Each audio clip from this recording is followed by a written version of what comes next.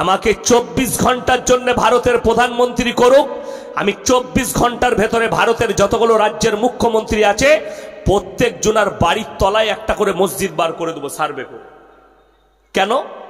লোক আমার, প্রশাসন আমার, গায়ের জোর আমার, আমি যা বলবো তাই, আমি যা বলবো তাই। মুসলমান খামুস बैठा रहो। কেন? বেঈমান কাফেররা মেহনতে কামিয়াবি লাভ করেছে। ভারতের মাটিতে যতগুলো দুশ্মন দেখতে পাচ্ছেন, যতগুলো ইসলামের কোরআনের রসুলের দুশ্মন, বেশিরভাগ মুসলমান ঘরে জন্ম নিয়েছে, অমুসলিম ঘরে। নাম্বার 1 তসলিমা নাসরিন, এটা কোনো অমুসলিম ঘরের মেয়ে নয়, মুসলিম ঘরের মেয়ে। জাস্টিস ইনায়েতুল্লাহ মুসলমান ঘরের ছেলে। আপনাকে দেখিয়ে দেব, কলকাতার এখন একটা মাল বেরিয়েছে, তার নাম হচ্ছে নাজিয়া ইলাহি খান। হারামের আওলাদ, প্রতিনিয়ত আল্লাহর রসুলকে গালি দিচ্ছে, কোরআনকে গালি দিচ্ছে। জ্যোতি নরসিংহা বলে একটা উত্তর প্রদেশের বাবা প্রতিনিয়ত ইসলামকে গালি দিচ্ছে, बोले इस्लाम मिट जानी चाहिए, इस्लाम मिट जाएगा, इस्लाम को मिटा देना चाहिए। अरे मेरे दोस्त, जरा इतिहास उठाकर देखो, तुम तो बड़ी दूर की बात, तुम्हारे पहले आया था फिरौन, आया था मूसा को मिटाने, खुद मिट गए। नमरूद आया था इब्राहिम को जलाने, खुद खत्म हो गए। और तुम आए हमारे रसूल को मिटाने, तुम आए इस्लाम को मिटाने। যারা স্বপ্ন দেখছে কোরআনকে মিটিয়ে দেব, বড় কষ্ট লাগে, দুঃখ লাগছে। আজকে বহু মসজিদের নিচে মন্দির খুঁজে পাওয়া যাচ্ছে। আর আমি চ্যালেঞ্জ ছুড়ে বললাম, একদিনকার জন্য যদি আমাকে প্রধানমন্ত্রী করেন, ভারতের যতগুলো মুখ্যমন্ত্রী আছে সবারই ঘরের তলায় একটা করে আমি মসজিদ বার করে দেব। চ্যালেঞ্জ এটা। আজকে পৃথিবীতে 250 কোটি মুসলমান, 47টা মুসলিম রাষ্ট্র আছে, সবারই কাছে সামরিক বাহিনী আছে। পৃথিবীর 10টা এমন মুসলিম রাষ্ট্র আছে যারা সরাসরি আমেরিকার সঙ্গে যুদ্ধ করার ক্ষমতা রাখে, অথচ ফিলিস্তিন আর গাজার নিরীহ মানুষ দাঁড়িয়ে এই মাত্র 60 লাখ ইহুদির কাছে মার খাচ্ছে। তার কারণ কে? তার কারণ মুসলমান, তার দায়ী মুসলমান, তার জন্য দায়ী পৃথিবীর মুসলমান। অনেকের মনে মনে হবে মুসলমানরা কেন দায়ী হবে? 100 বার আমি প্রুফ দিচ্ছি। কিয়ামত আপনারা মনে করছেন দূরে, একদম নয়, ভুল হচ্ছে। কিয়ামত আপনার দোরগোড়ায় পৌঁছে গেছে। তার দলিল 2 সপ্তাহ আগে রিয়াদের কনসার্ট হয়েছে, রিয়াদে, আরবের রিয়াদে। সালমান প্রিন্স আর সব লম্বা জামার মাথায় রুমাল দিয়ে বেল্ট লাগিয়ে মুখে দাড়ি রেখে বসে থেকেছে, আর তাদের বউরা সাথে থেকেছে, মেয়েগুলো। আর সেখানে পৃথিবীর একটা ন্যাংটো ড্যান্সার যার নাম হচ্ছে জেনিফার লোপেজ, কয়েক কোটি টাকা নিয়েছে, 50 থেকে 60 কোটি। সে যখন স্টেজে ড্যান্স করেছে, পেছনে স্ক্যানার লাগানো আছে, স্ক্যানারটা হচ্ছে কাবা ঘর, আর ওই কাবা ঘরে তার ন্যাংটো ছবিটা উঠছে, আর আরবের বাদশারা হাততালি মারছে। আল্লাহর কসম করে বলে যাচ্ছি, এদের ধ্বংস খুব তাড়াতাড়ি লেখা আছে। যারা মনে করছেন আরবের বাদশা সালমান প্রিন্স, আজিজ তার বাপ, এরা আরবিয়ান, এরা কেউ আরবিয়ান নয়, অন্য দেশ থেকে এসে রাজ কায়েম করেছে, রাজত্ব ধরেছে। অরিজিনাল যারা আরবিয়ান হবে, যারা মক্কা মদিনার বাসিন্দা হবে, রাসূলের হাদিস আছে, এরা কিয়ামত পর্যন্ত পদভ্রষ্ট হবে না। এই সালমান প্রিন্স একজন পদভ্রষ্ট। এটা যদি কোনো মৌলবি বলে যে না সে ইমানদার, জেনে রেখে দিবেন ওই মৌলবির কলার ধরে কিয়ামতের দিন আল্লাহ জাহান্নামে নিক্ষেপ করবে, যদি হক না বলতে পারে। আজকে আমাদের সমাজ কিয়ামতের আলামত শুনবেন। চাপড়া বাজারে যদি একটা 10 টাকা চুরি করে গরিবের ছেলে যে ভিক্ষা করে খায়, সে কোন ধর্মের জানি না, 10 টাকা চুরি করেছে, তাকে গাছে বেঁধে পিটায়, এই ছেলেটা চোর, চুরি করেছে। আর যারা কওমের লাখ লাখ হাজার হাজার টাকা চুরি করছে, তাকে স্টেজে ডেকে গলায় মালা পরিয়ে বলছেন এটা সমাজসেবী। এটা কিয়ামতের আলামত, লিখে নিয়ে যান। কিয়ামতের আলামতের মধ্যে বড় আলামত এটা। চোররা স্টেজ পাবে আর নিরীহরা মার খাবে। যারা হক পথে থাকবে তাদের কলার ধরা হবে, যারা মিথ্যার পথে থাকবে তাদেরকে সম্মান করে বরণ করা হবে। আজকে কষ্ট ওইটাই, কেন? মুসলমান কোরআন থেকে সরে গেছে, কোরআনের আদর্শ থেকে সরে গেছে, রসুলের আখলাক থেকে সরে গেছে। আজকে বিজয় কেন আসছে না? ইয়ামান একা শেষ করে দিত ইহুদিদিকে, কিন্তু না, পারবে না। তার কারণ কি? একটাই কারণ, ইতিহাস খুলে দেখুন। নবী সাহাবীরা, আল্লাহর রসুলের সাহাবীরা 313 জন সাহাবী একদিকে, আর একদিকে 1000-এর বেশি বেঈমান কাফের। যুদ্ধ হয়েছে। আল্লাহর কসম, আল্লাহর প্রতি বিশ্বাস, কালমার উপরে টিকে থাকা, ইমানের উপরে টিকে থাকার কারণে আল্লাহ তাদেরকে জয় লাভ করিয়েছেন। জোরে বলুন সুবহানাল্লাহ। আর আজকে দাঁড়িয়ে মার খাচ্ছে। 42,000 খালি শিশু মারা গেছে 1 বছরে, নিরীহ শিশু বাচ্চা। ইসরায়েল এত হামলা হেনেছে, বোম ফেলিয়েছে, নীরব হয়ে বসে আছে গোটা পৃথিবী।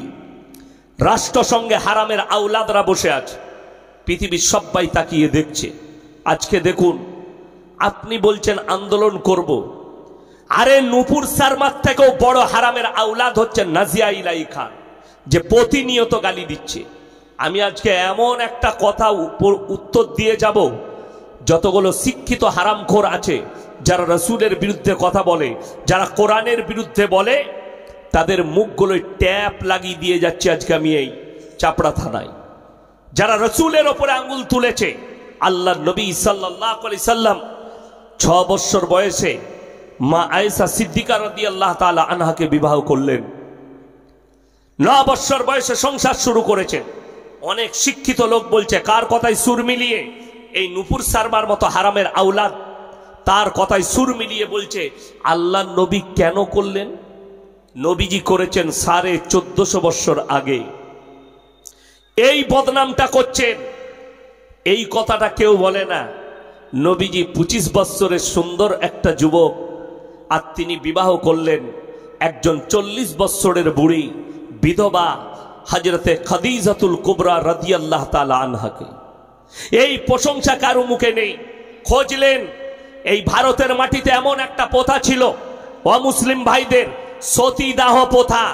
মানুষ মারা গেলে, স্বামী মারা গেলে সেই চিতার উপরে জ্যান্ত অবস্থায় স্ত্রীকে জ্বালানো হতো।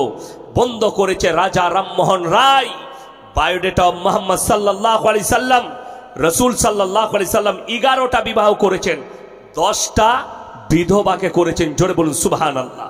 নবীজি আদর্শ দিলেন, বিধবাটা ডাস্টবিনে ফেলার জন্য নয়, বিধবাটা রাস্তায় ঘুরে বেড়াবার জন্য নয়, বিধবাটা জিনা করার জন্য নয়।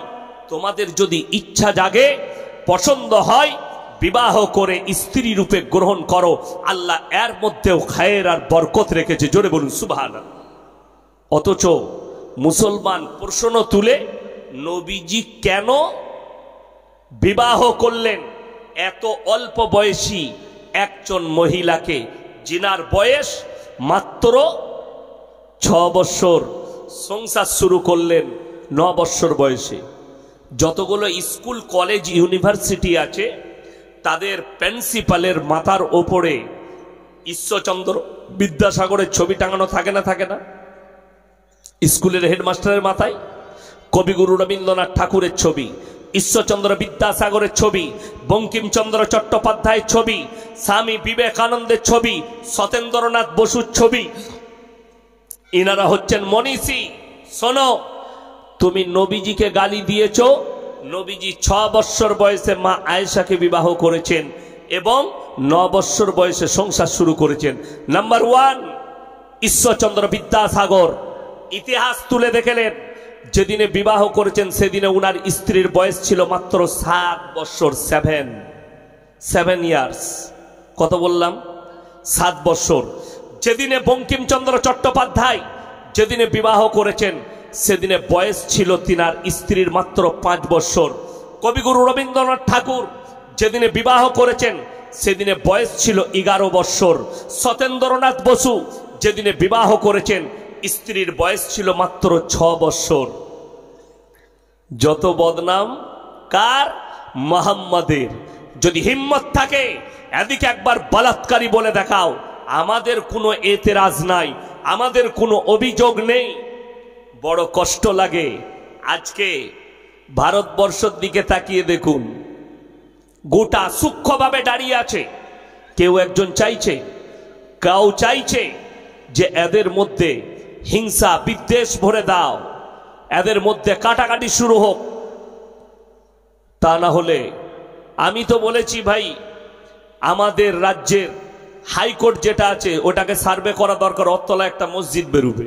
এটা আমার দাবি, আমার দাবি থাকতেই পারে।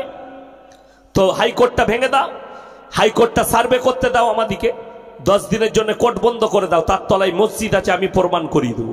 যদি না বেরোয়নি অসুবিধা নাই, এরপর আবার হাইকোর্ট চালু করো। কষ্টের বিষয়, দুঃখের বিষয়। একজনের দায়ী খুদ মুসলমান। সবাই নিয়ত করুন তো আজ থেকে 5 ওয়াক্তের নামাজি হব। জোরে বলুন ইনশাল্লাহ। এ হাত তুলে বলুন ইনশাল্লাহ। নামাজি হন। আমি বলছি নামাজের দুটো ফায়দা। আমাদের সমাজে সব থেকে কম বেতন কার? কথা বলে না? ইমামের। ইমাম সাহেব আমাকে ফুল দিল না।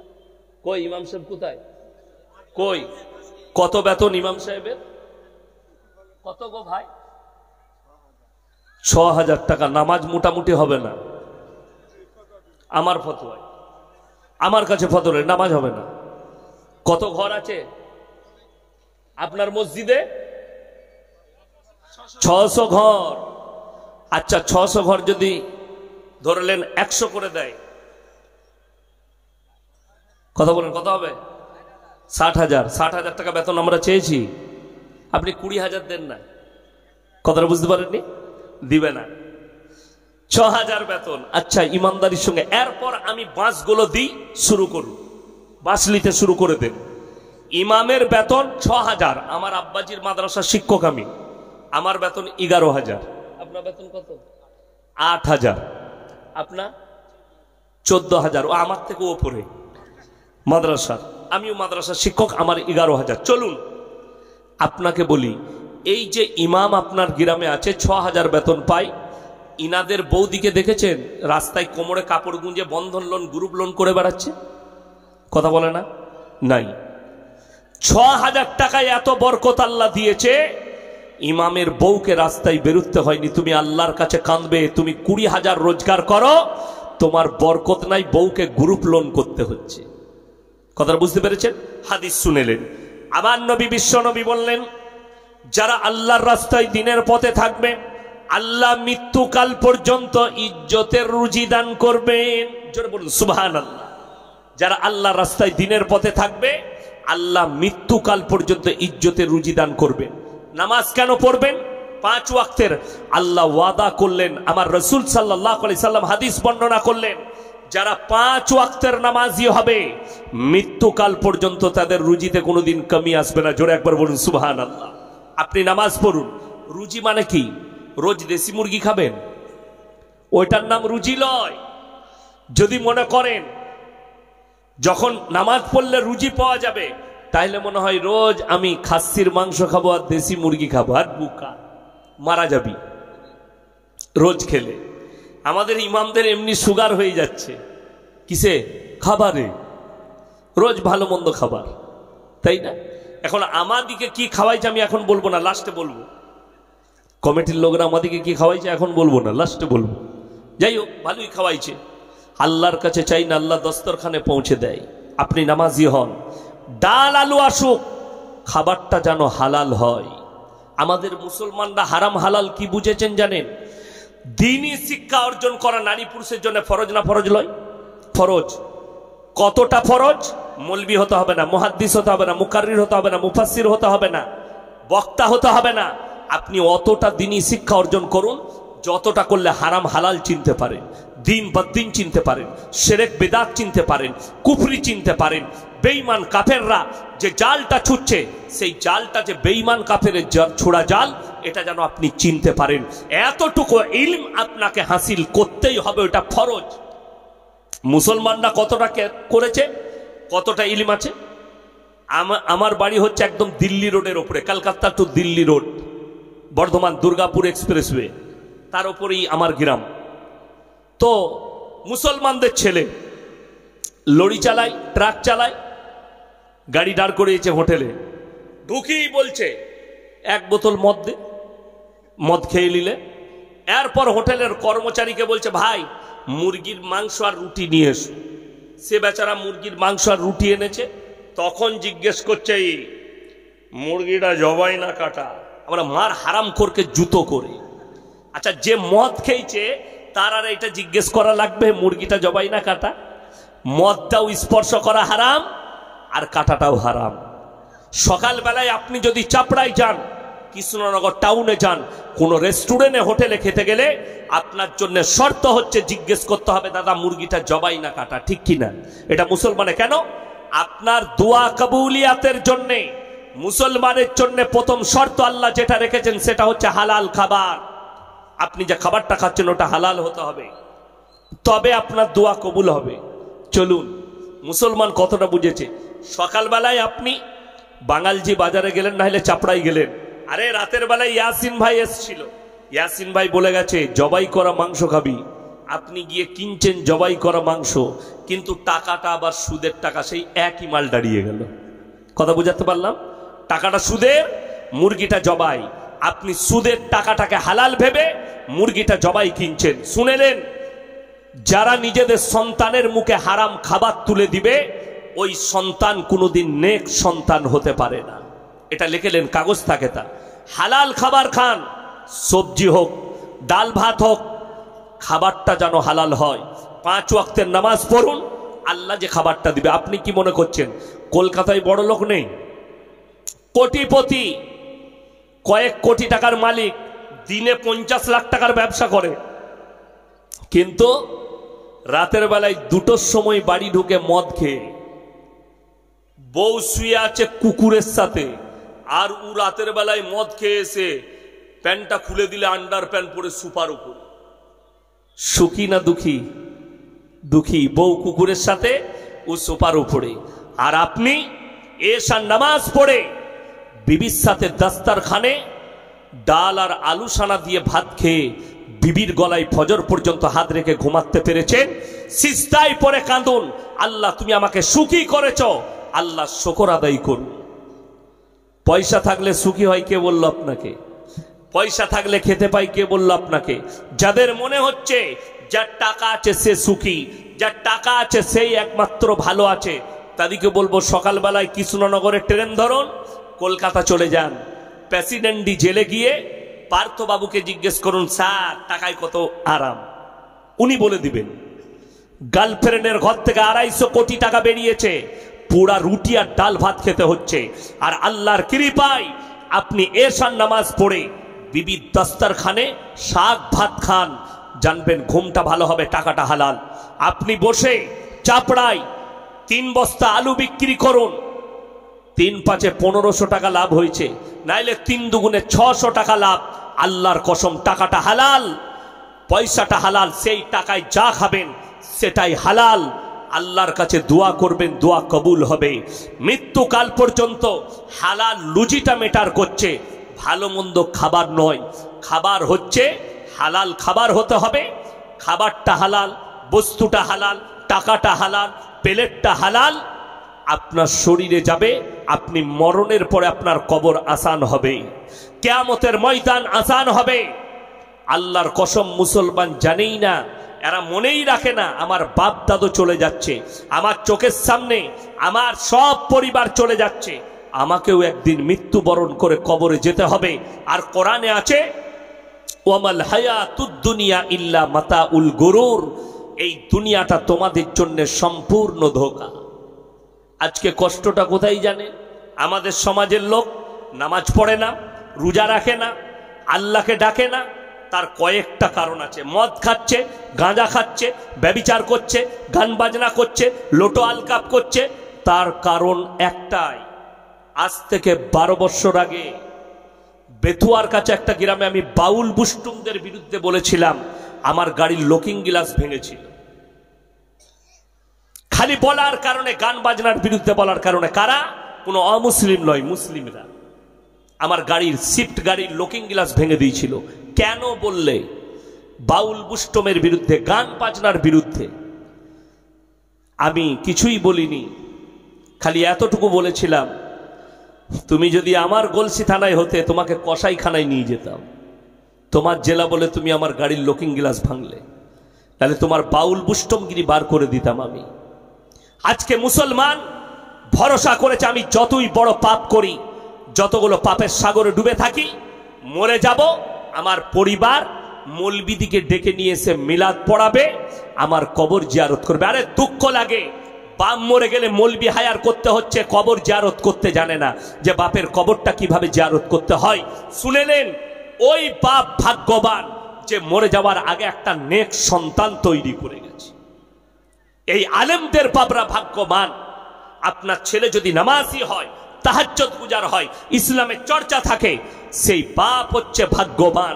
সেই ছেলের কাছে টাকা না থাক, সেই ছেলে মাঠে খাটুক, কিন্তু বাপ মরে গেলে জানাজার নামাজটা পড়াতে পারবে, কবরটা জিয়ারত করতে পারবে। আমাদের দেশে তো 4 বোতল মদ খেয়ে মরে গেছে, বলে অসুবিধা নাই, হুজুরকে দাওয়াত দিবি, মিলাদ পড়িয়ে জান্নাত রেডি। হ্যাঁ, আমাকে দাওয়াত দিয়ে দিলে, দেশি মুরগি দিয়ে ভাত খাইয়েছে, হুজুর দোয়া করে দে। আমি দোয়া করলাম, আল্লাহ তুমি আর বাপকে জান্নাতুল ফিরদাউস দান করো, আল্লাহ তুমি শহীদের মর্তবা দাও। দোয়া হয়ে গেল। বাপ কি করে মরে হলো? বাপ চাপড়ায় মদ খেয়ে অ্যাক্সিডেন্ট করে, তোবা তোবা, কাকে জান্নাতে দিলাম ব্যাগ? এ হুজুরও ভাববে 3 বোতল মদ খেয়ে মরে গেছে, বলছে জান্নাত রেডি। আমি পারবো না, আমাদের মতো মৌলবীরা লয়। যদি জান্নাত পেতে যাও, জিলাপি হুজুরকে ডাকবে, তারা জান্নাতে দিয়ে দিবে। অনেক জিলাপি হুজুর আছে, জিলাপি দিবেন, খাবে, দেশি মুরগি খাবে, মদ খা, গাঁজা খা, জিনা কর, জান্নাতে ভরে দিবে। এই হুজুর কটা আগে মার খাবে কিয়ামতের দিনে।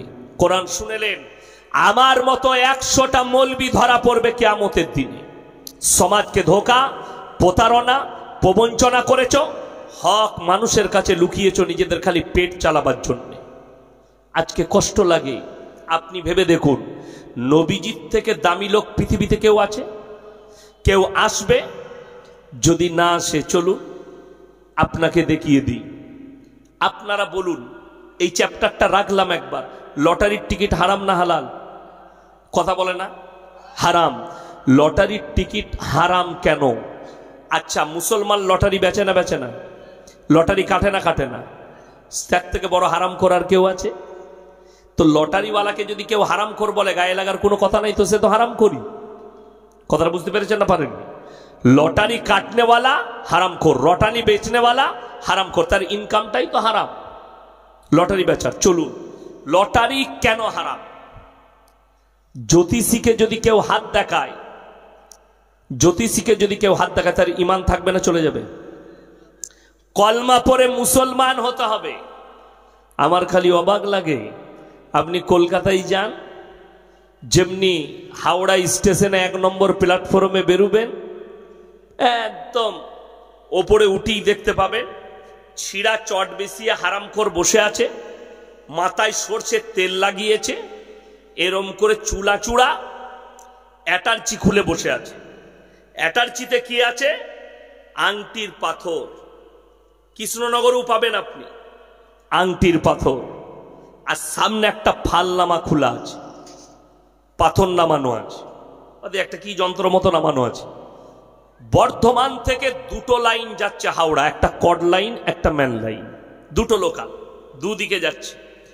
তো বর্ধমান থেকে যারা চাকরি করে 50,000 বেতন পায়, 1 লাখ বেতন পায়, 90,000 বেতন পায়, সকালবেলায় কলকাতায় গিয়ে চাকরি করে।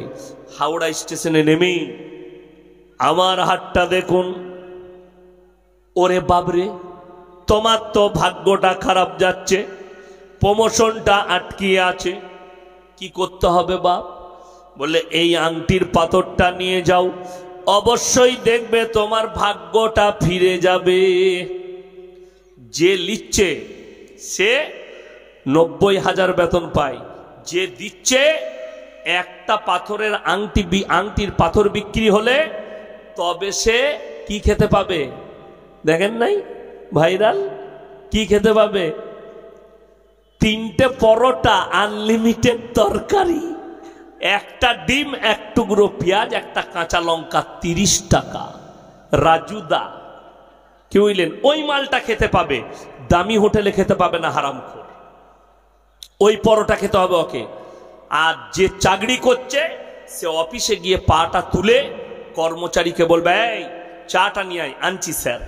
স্যার বলবে, স্যার আনছি। পাথরটা সে লিচ্ছে আর দিচ্ছে ছিঁড়া চটে বসে, একবারও বলতে পারছে না এই ভাগ্যের পাথরটা তোর গলায় বাঁধ, কাল থেকে মমতা খালার পাশে থাকবি। কথাটা বুঝতে পারেননি? ভাগ্যটা কার খারাপ? যে দিচ্ছে তার না যে লিচ্ছে তার? যেমন আমাদের সমাজের লোকরা জানে না, 50,000 টাকা ইনকাম করে, চাপড়াই ব্যবসা আছে, বাঙালঝি বাজারে ব্যবসা করছে, বড় দোকান, 50-1 লাখ টাকার কারবার করে রোজ। দুদিন যদি ব্যবসা খারাপ যায়, হুজুরের কাছে হাজির। হুজুর বিরাট গোলমাল, হুজুরের বেতন 6,000, আর হুজুরকে এসে বলছে, হুজুর একটা বরকতের তাবিজ দাও। তো হুজুরের তাবিজে যদি বরকত হবে, তা হুজুর 6,000 বেতন করবে কেন? ব্যবসাটা তোর হবে কেন? তো হুজুরের হবে। কথাটা বুঝতে পারেননি? ব্যবসাটা তোর হবে কেন? ওটা হুজুরের হবে। যেমন আমাদের অনেক যুবকরা বুঝে না, আমাদের কাছে 3 দিন 4 দিন প্রেম করছে, দিয়ে যদি মেয়েটা ফোন না তুলে, এরপর তার উড়ুম দুরুম শুরু হয়ে গেল। এরপর হুজুর খুঁজে বেড়াচ্ছে, কোন হুজুর তাবিজ দিলে যেন মেয়েটা আমাকে ফোন করে, আমার কাছে চলে আসে। বলছে, হুজুর এমন একটা তাবিজ দেন যেন মেয়েটা আমার কাছে আসে। হুজুরের তাবিজে যদি মেয়ে আসবে, তা তোর কাছে যাবে কেন? সে তো হুজুরের কাছে আগে যাবে। সব থেকে দুঃখের বিষয়, আমরা আর ইমামতি করতাম, তাবিজে মেয়ে পাওয়া গেলে আমরা মৌলবীরা ইমামতি করতাম, খালি খোঁজ লাগাতাম বাপের একটা বিটি বড় লোক কে আছে, দেখা মাত্র তাবিজ মেরে টেনেলে বড় লোকের জামাই। কথাটা বুঝতে পারেননি? আর আমাদের ইমামতি করা লাগতো? ইমামতি করার প্রয়োজন নাই। কিন্তু কে বলবে এই দুঃখের কথা, 100টা লোক এই তাবিজ পানি পড়া তেল পড়ার নাম করে সমাজকে ধোঁকা আর প্রতারণার প্রবঞ্চনা করছে, মানুষ এদের প্রতি বিশ্বাস করছে। যেমন মায়েরা যারা শুনছেন শুনে যান, ছেলে হচ্ছে না, 1 বছর 2 বছর 3 বছর ছেলে হয়নি, দাওয়া এবং দুয়া দুটো করুন। দাওয়া এবং দুয়া, আপনি দোয়া করুন,